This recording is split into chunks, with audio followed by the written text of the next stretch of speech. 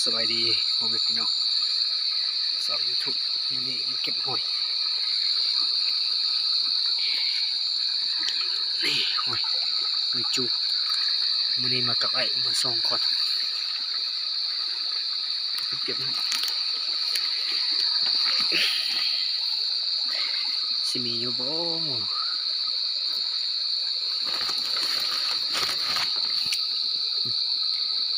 อยจูเป็นว่าหอยก็เอิ้นว่าหอยตัวนี้จะบ่เนาะเก็บต่ำสองหินนี่แหละเดี๋ยวมันก็ต้มอยู่นี่แต่ว่ามื้อนี้น้ำมันแห้งพด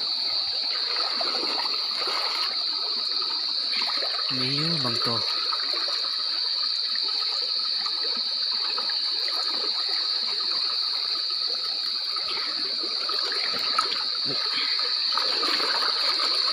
มีไร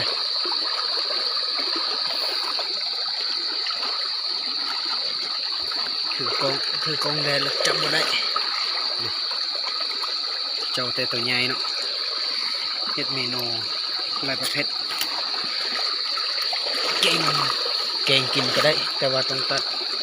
ดทางไปนี่ตัดทางไปมันนี่โอ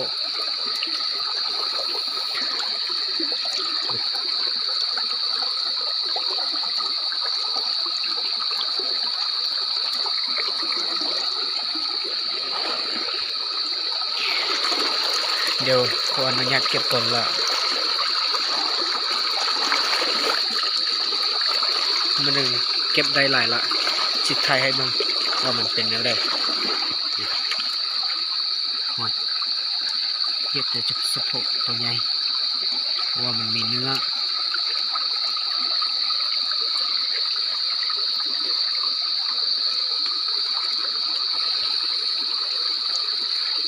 เจอกันเก็บไปตามซอกหินนี่บางบนมีลายแต่ว่าอยู่นี่เมื่อกี้ก็เห็นประมาณ 4-5 คนนี่แหละอยู่ถึงพุ่นคนมาเก็บเนาะแล้วไอ้เพิ่นยันว่าจะบ่มีหรอกพาลงมาใต้มีอยู่บางตัวแต่ตัวใหญ่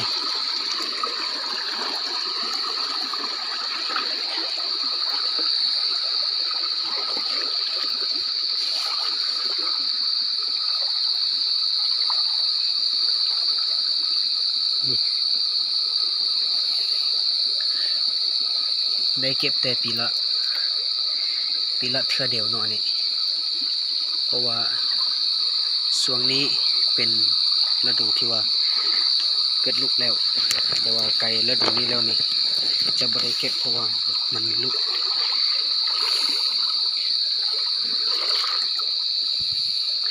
เวลาตั้งท้องมาเก็บแล้วกินบ่ได้เนาะมีแต่ลูก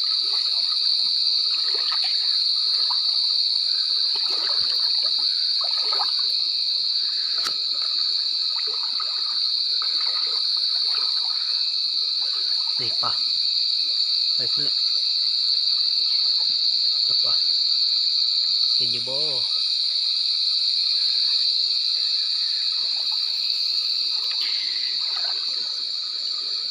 นี่ป่ะก็มีน้อยละบ่มีตัวใหญ่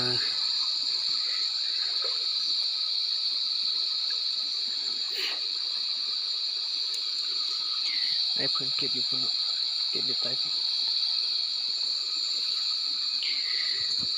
เก็บหอย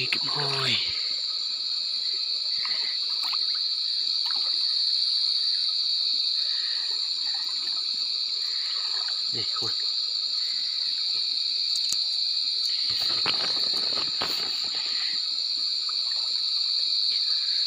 จะโอกตอนสะโพกตอนนั้นกลางคืนตบปะไปละ โอ้ปลาโคทุกคนนี่ปลาโคที่จับไปเบิ่งเลยโอ้ไปแล้วโอ้เสียดายสุดโอปลาโคใหญ่ นี่ตะกุ้ง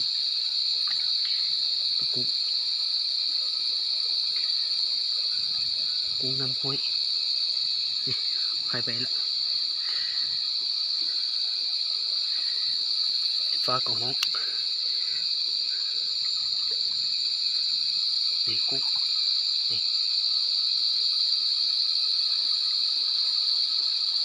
ตะกุ้งทุกคน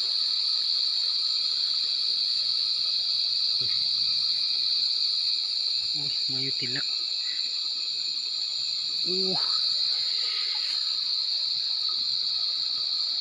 ตะกุ้ง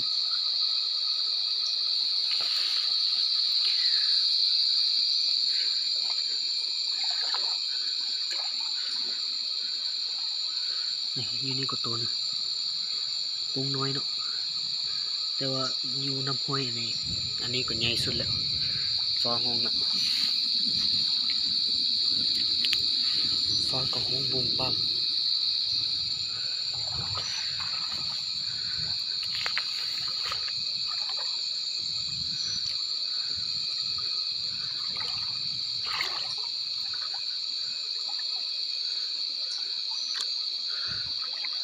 มันมีไล่เนาะทุกคนมีแต่น้อยเดียว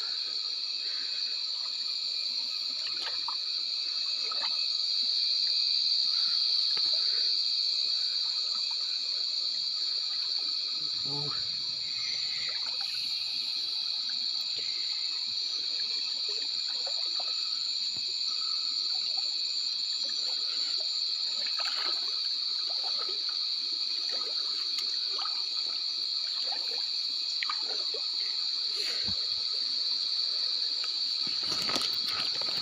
ปลาน้อย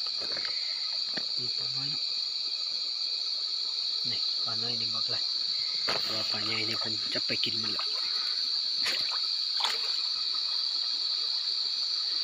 โอ้มีโอ้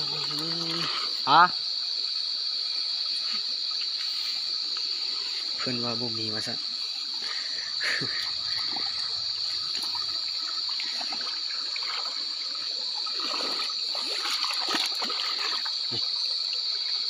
ตะกุ้งกำลังกินปลาเนาะทุกคนมันปล่อยละมันกลับมาเลยจะมากินอีก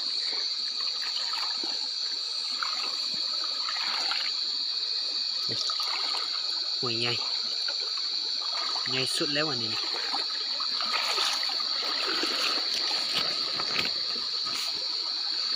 วัดไปตามโซกินนี่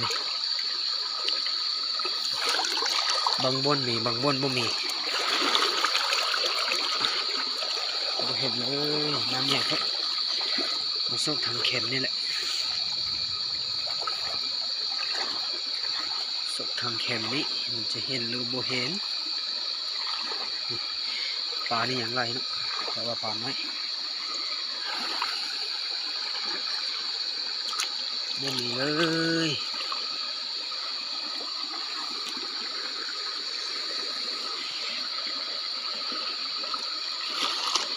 แต่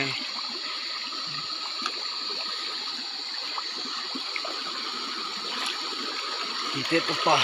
บ่มีตัวห้อยนี่เป็นแต่ตัวเดียว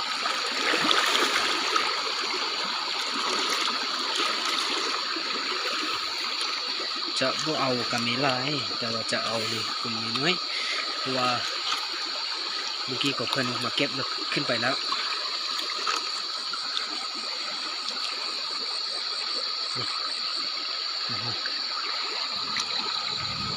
โอ้ฟ้าห้องแล้วจะบ่ได้กลับแล้วพุ่นแหละคืนนี้นี่ให้เพิ่นมาแล้วฟ้าห้อง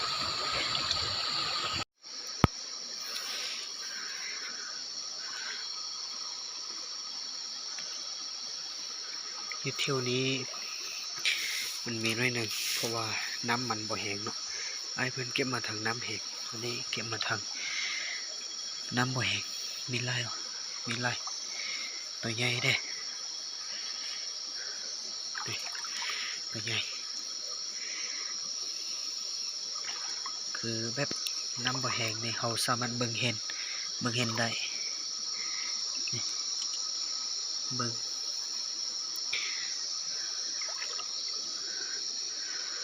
แต่ว่าในเวลาเก็บนี่ต้องคุยยังเพราะว่าถ้าน้ำมันเต็งเบิ่งบ่เห็นตัวห้อยปลานี่ไหลอยู่เมื่อกี้ก็เห็นปลาโคอีก2-3 ตัวโอ้ขนใหญ่แต่ว่าเสียดายบ่ได้เอามันจับมา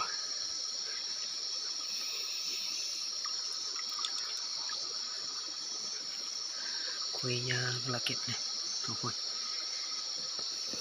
มีบ่ไหลแต่ก็โหได้อยู่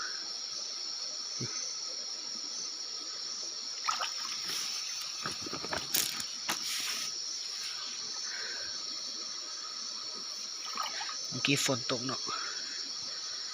ฝนตกแต่ก็เขายังจะบ่กลับเถื่อเพราะว่าเก็บบ่ไหลหรือว่าเก็บยังบ่ได้เถื่อเก็บต่อไปก่อนตัวใหญ่เวลาเก็บหอยตัวนี้มันต้องใส่ส่งมือโมเมนต์มือเดียวมันบ่ได้เพราะว่ามันโกะอยู่หินแล้วก็เอาลับเข้ามามือเดียวมันจะตกเนาะใส่ส่งมือนี่ไปใส่แล้วนี่ตัวปลาในไหลอยู่แต่ว่ามันตัวน้อย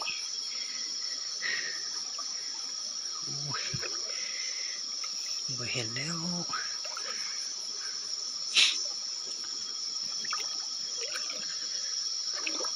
มาไกลเนาะถึงจะฝนแต่ก็เขาบ่จะบ่ให้มันเสียเที่ยว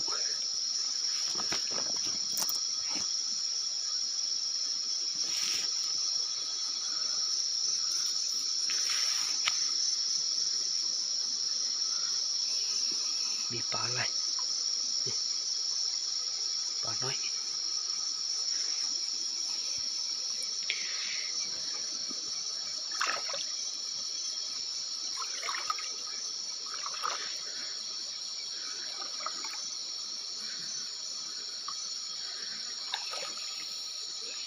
เป็นช่วงฤดูฝนแล้วต้องห้อยบ่ออกไหลโมเมนต์ออกไหลมันจะกู้อยู่ตามหินนี่บ่ออกเลยอุ้ยน้ำเลิกแล้ววันนี้ไปทางใดดิไปเบิ่งทางพี่ก่อนโอ้มีอยู่ต้องห้อยนี่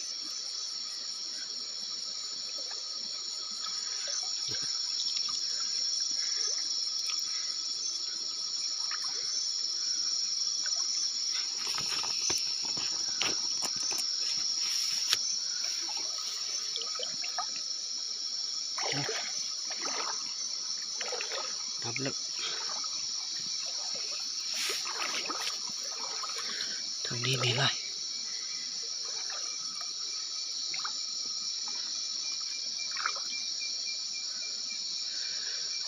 ห้อยนี่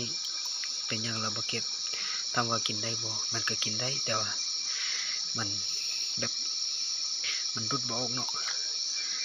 อันนี้แม่นถ้าตัดทางไปนี่เรารุดทางปากมันออกมา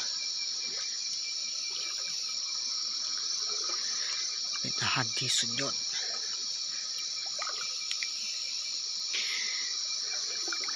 เมื่อก่อนนี้บ่มีผู้ใดมาเก็บเนาะเก็บไปใครก็ได้เงินแต่เดี๋ยวนี้นี่ผู้ใดก็มาเก็บได้แล้วสามารถหากินด้วยตนเอง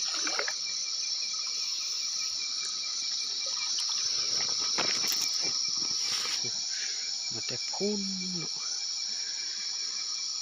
อยู่บ้านมาจนถึงนี้ประมาณหลายกิโลเมตรจึงฝนตกก่อนหมดแล้วก็เก็บอีกเพราะว่าเขายังบุกเขากินเถอะ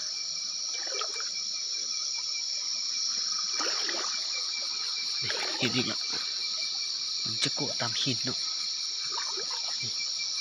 ตัวดำๆนี่แหละโอ้ยนี่2 ตัว1 2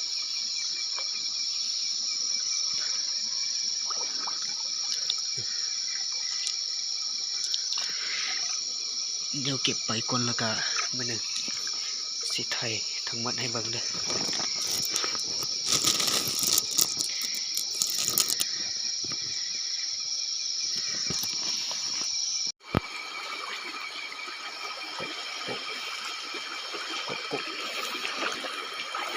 กบดีกว่ากบใหญ่กบใหญ่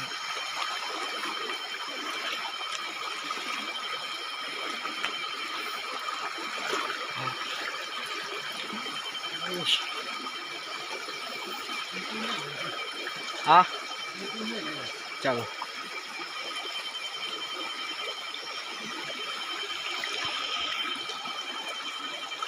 ข้าเลย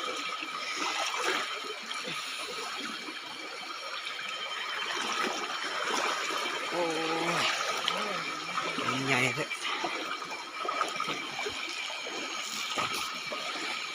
ใหญ่เบิ่งข้าวมันความยาว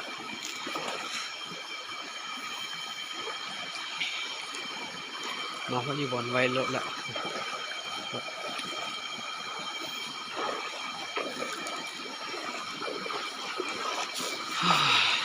มือ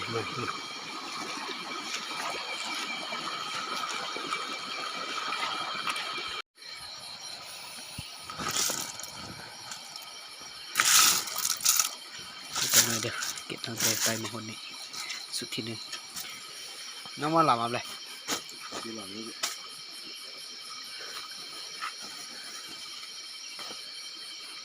ดีเสียดีnó bự nó bự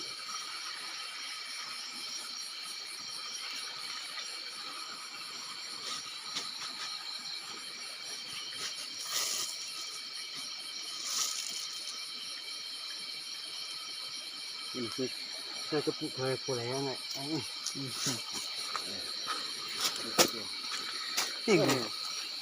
rồi đó đúng rồi cho đây cả anh chế chia đi nó sợ nhiều quỷ nó sợ mà chị chủ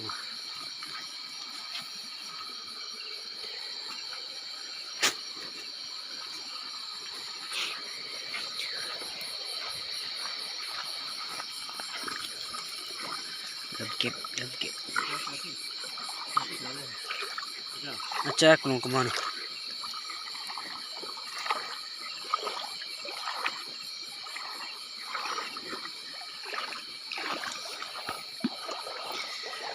xong tối là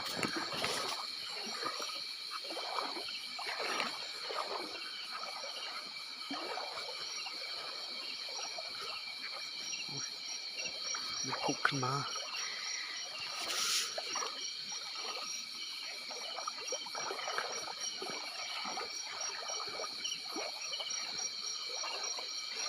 เมื่อกี้ก็มีคนไปด้วยทางนี้บ่มีแล้วบ่มีจะต่อเลย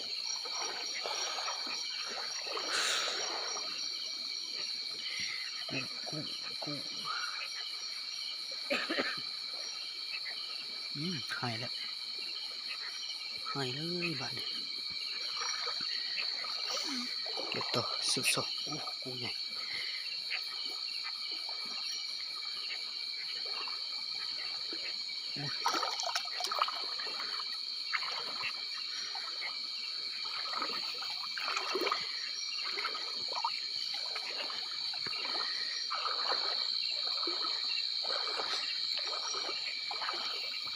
กลับมาหัวเถื่อนได้แต่น้อยเดียวผู้ที่กินมีกบได้กบ2 ตัวตัวนี้ให้ไปใส่นี่กบเขียว2 ตัว